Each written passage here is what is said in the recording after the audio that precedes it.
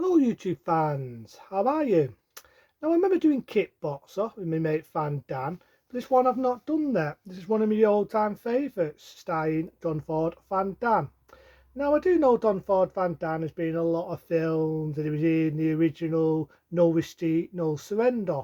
But this to me had to be the making of John Ford Van Dam. Had to be the making. That being Bloodsport. That's right, Bloodsport.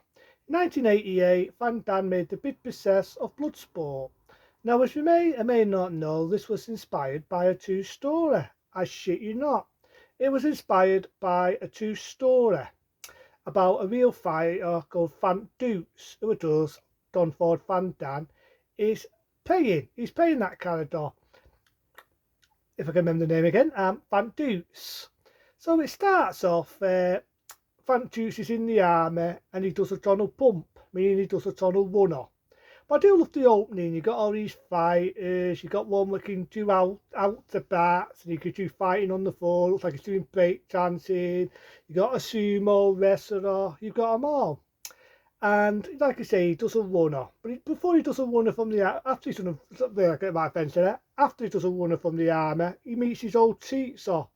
And I do love the background story in it because it starts off in being a cocky teenager, right? And he broke into this house. He went to steal a sword, but he had to do the right thing to put it back. This kid kicks his ass, and the teacher says, "No, no, no, no." He says, "If you want the sword, you've got to earn it." So basically, he has him teaching this kid martial arts and so on. He teaches martial arts and all that, and he wants basically to learn. Now, at first, these bullies are picking on the kid, and Van Dukes, as the teenager version, saves the day. And this kid says, "One day I'm going to fight in the Doomsday."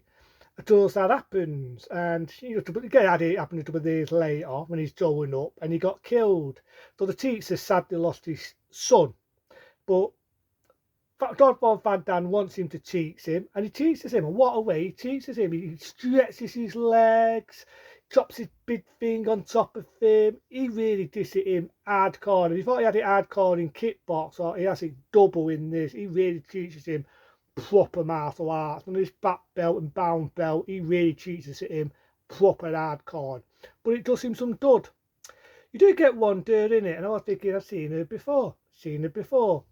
She was in The Burning. She played a character in my favourite slasher film, The Burning, who ends up becoming John Ford Van Dam's love interest. She plays a reporter, but you got the idea she's a reporter with an art. And I do love the bit where he goes to the tomb he's going through all these mazes, really dark, horrible alleyways. Sounds like something out of a fig in horror film. Really does look cheaper. When he gets to the tomb it's bid. It's beautiful when you get one other star being one of the main villains in Enter the Dragon. That being Paul O'Lung. Now, Paul O'Lung appeared in another Van Damme film in '91. That being Double Impact, another damn good film, which one day I might review on the road.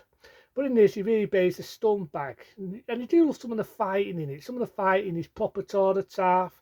Some of it is really vicious. The sumo wrestler snaps that fucker's back. The one who did break dancing.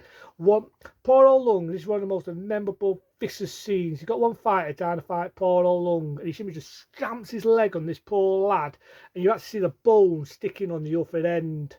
So it's definitely not your typical martial arts. And Don Ford Van Dam meets a mate on the way who you might remember playing in Revenge of the Nerds 1 and 2. Whether he's in the sequels, it's a different story. But he's in this and all, and he plays Van Dam's buddy. All fair said and done, I only wish he did this in Rocky 4. In Rocky 4, you know, the Italian stallion, his mate, Apollo Teed. And I only wish they did it in this because I felt it was better angled in this than seeing Apollo T get killed by Dolph Lundgren. Because what happens is he goes to fight Paul Lund, who is the champion of the Tumite, and he ends up getting stamped on the head and he ends up in a coma. But I do love to see when he does the tournament and Van Dam hits a brick and breaks it, and then Paul Lund looks at him. That's just the line what Bruce Lee said in Enter the Dragon, only with a brick. He says, "Very good, but brick doesn't hit back." This is the idea you don't want to fuck with Paul Lung. But I do love the scene. You get some really good music in it. You got one, "Anywhere you go, anywhere you turn." So there's a few good and memorable songs in it. two rat people from the army are trying to get in because we all know he did a runner from the army. But he outsmarts him. He says, no, I want to do the Tumite. I want to do it. And then I'll go back to the army. So I think they sort of give him a chance. It's like, go on then. We'll let you go to the Tumite. So what happens is, he goes to fight poor old Lung. And this really shows how dirty poor old Lung is, because he gets a bit of this powder. Looks like cocaine. I'm assuming it's some sort of powder. Throws it in Van Dan's eyes, and it only blinds him, mildly blinds him. Not blinds him permanently, but mildly blinds him. But his poor old Lung a rinning tan, so he's hitting him, he's hurting him. But Van Dan, one of the things he learned, right, from his teacher was how to fight blind, meaning blindfolded. So his teacher taught him how to fight blindfolded. You see him, he goes to hit Van Dan, and Van Dan taps his hand, blocks his move. So he figured out, I learned this from my teacher. So what happens is, Paul Lung thinks he's going to get the better. Van Dan gets the better as Van Dukes, kicks the shit out of him, makes him say Tumite, meaning you win, and he wins the belt. And basically he gets back on the aeroplane, he goes back to the army, he raves, and it ends with a good note, because it shows the real Van Dukes today when he started in his martial arts, that being in 1975 to 1980. Whether some of it was made up or some of it was true is a different story. You know what I mean? I wasn't there in 1975, 76, whenever the Tumite, when he started the Tumite, say 75, it's based on that. I was never around in that era. But maybe some of it's true, some of it's made up. I don't know, but I know it was a true story about Van Dukes, who've done for Van Dan Pades. Really plays a good part in this. I love the back kick he did, and this is the Van Dan I miss. You know what I mean? I know it sounds weird saying a die looks good looking, as I'm a die myself, but this is the Van Dan I miss. The Don Ford Van Dan I miss is this Don Ford Van Dan. Good looking, his editor, his martial art moves, his top knot. Does the scene where he does a double back kick and he knocks a die on his ass. I love all the other martial artists in the film. I love the martial arts scenes in it. Like, there's a scene in it where one guy's trying to get the dirt, the pretty one out the burning. And Van Dan says, okay, if I drop a toy and you get it out of my hand before you get it, you win. And you're going to have to do. The guy thinks he's got the better of him, but then he points at the hand and you find he's flopped a pound toy into another pound toy, you know, American money. What he's done, he's flopped it over. Well, the series says, you use American arsehole, and he says, have I? He turns it over, but Van Dan kicks the shit out of that guy later on.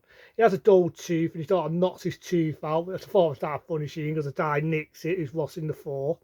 But I love it. I mean, I just love Bloodsport. I think it was the making of Don Ford Van Dan. Again, it was based and inspired by a true story about a real fighter called Van Dukes. I think Don Ford Van Dan does it dusty. I don't exactly know the real Van Duke, so I never know what it was like in person.